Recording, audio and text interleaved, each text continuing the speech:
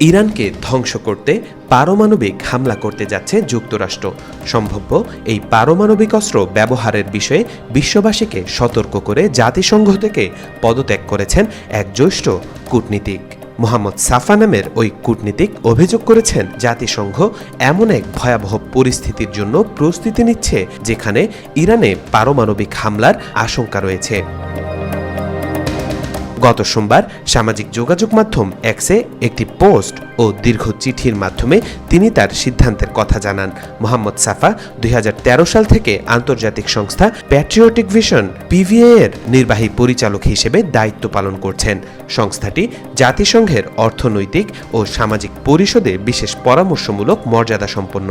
2016 সালে তাকে জাতিসংঘে এই সংস্থার স্থায়ী প্রতিনিধি হিসেবে মনোনীত করা হয়। দীর্ঘদিনের কূটনীতিক ক্যারিয়ার ত্যাগ করার পেছনে তিনি জাতিসংঘের শীর্ষস্থানীয় কর্মকর্তাদের উপর একটি শক্তিশালী লবির প্রভাবকে দায়ী করেছেন।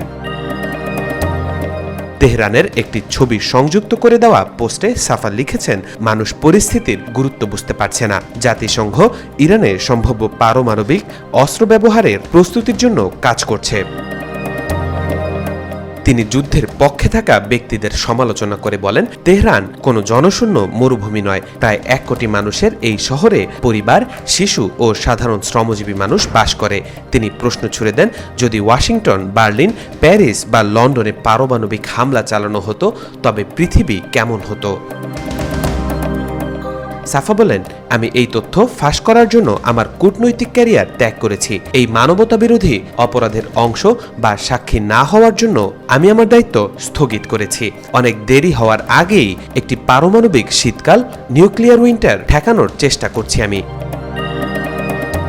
এই চাঞ্চল্যকর পদত্যাগ ও অভিযোগের বিষয়ে এখন পর্যন্ত জাতিসংঘের পক্ষ থেকে আনুষ্ঠানিকভাবে কোনো মন্তব্য বা প্রতিক্রিয়া জানানো হয়নি। তৌফিকুল ইসলাম, আজকাল।